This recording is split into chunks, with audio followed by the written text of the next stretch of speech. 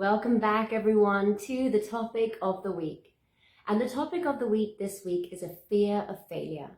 And I feel like speaking of fears is something that's vital at the moment, because a lot of us are affected by this, the fear of the unknown, the fear of failing, of not being good enough the way that we are, that our ideas aren't good enough, that we're not good enough parents or individuals, that we're not good enough partners, and so on. And this fear of failure can actually limit us in so many different aspects of our lives. Let's say you're in a meeting and you want to give a presentation because you know you have the knowledge, but there's this fear of failing at it, which then causes you to have anxiety, which causes you to break out in a sweat where you can't think of the words anymore and you're just stuck and you're fearful of failing. But not only that, a lot of people hold back on having children because they're like, what if I'm a bad parent? What if I'm like my parents? Am I going to fail my kids? Am I going to, and so on. This can also affect relationships. A lot of people don't ever fully commit and open up in relationships because they're so fearful of being heartbroken, of being disappointed, like maybe their parents did, or their grandmother, or whoever, whoever they grew up with. So it really affects us in relationships, but in every aspect of our lives. And then also when we have these goals, when we have these plans and projects that we want to achieve, and these dreams that we think about them, we're like, yes, I'd love to do that. But what if? It's the what if, that anxiety kicks in. But what if I lose all my money and it doesn't go through and I don't make, and then it's that fear that builds up and we're like, oh, I just won't bother then. I'll leave it. Oh, I'll do it another time. But no, it's always another time, and it's always tomorrow or the month after or next year. We'll do it next year. So what are some of the causes? So I've had this topic come up a lot recently, the fear of failure, not just with a lot of my clients. And I find it really interesting because you'd think, oh yeah, there's one cause for it, but there's not. There are so many different causes because we all have different childhoods, we all have different life experiences and different imprints. And when we can find out what those imprints are, when we can find out what those limiting old beliefs are that are keeping us stuck, that are keeping us from being our truest selves, and that's all we really want, right? That's what I've always wanted, and I'm sure that's what you want too. You want to be the best version of yourself and achieve all your dreams and all your goals and have that beautiful balanced relationship, and maybe even become a parent if that is what you want.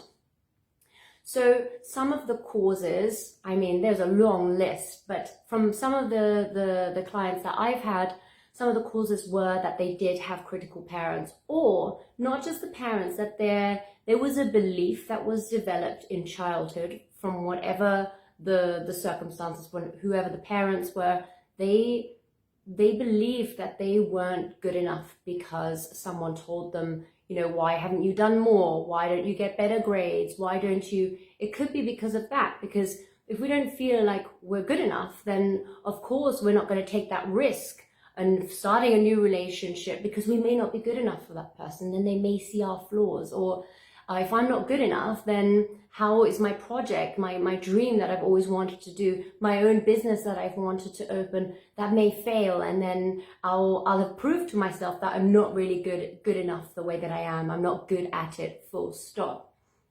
So this can really limit us. And another thing, actually, I specialize in fears, anxiety, and panic attacks, but obviously I work with all sorts of illnesses and mental health issues and so on. But fears in particular, the same causes come up, that they don't feel safe, that they don't feel protected or secure. And it is when we don't feel safe, then we don't really want to open up because we're on guard. We're like, oh, someone's going to hurt me. They're going to dump me. They're going to break up with me. Oh, they might break my trust, or whatever it is. Or I just won't succeed because I don't feel safe right now going into the unknown and starting a new business and investing the money that I may not have. So how can we change this? What can we do to become calmer, relaxed, and to have that self-belief? Because when you believe in yourself, people pick that up and they believe in you. It's you that needs to take charge of your life and take responsibility. Be like, I want something to change. We can't change anyone. You can't change another person. You can't change how they treat you.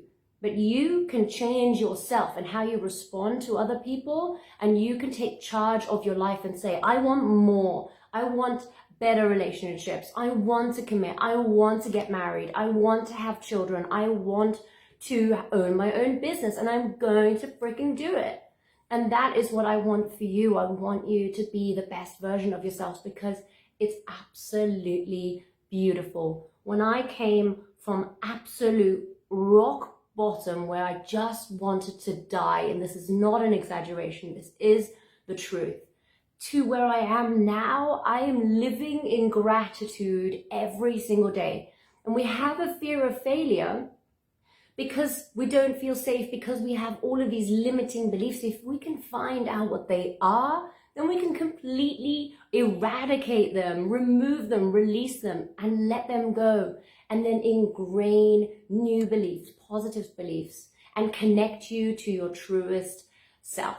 So that is what I want from you, and that is what I hope that you will achieve very, very soon.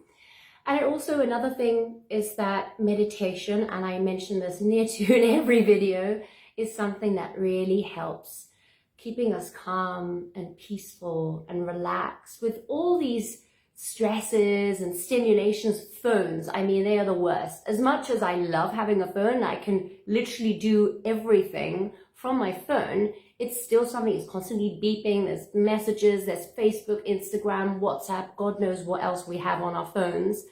And to be able to deal with the external world, we need to be centered and calm and to have that moment of absolute peace. And then we can deal with anything. We need to get those outstanding coping skills. So if you feel like you have a fear of failing, a fear of not, actually, there's another thing that I've just remembered. With addiction, this comes up a lot. They have a fear of not succeeding, a fear of failing, a fear of what if I can't stop drinking? What if I do this and it doesn't work?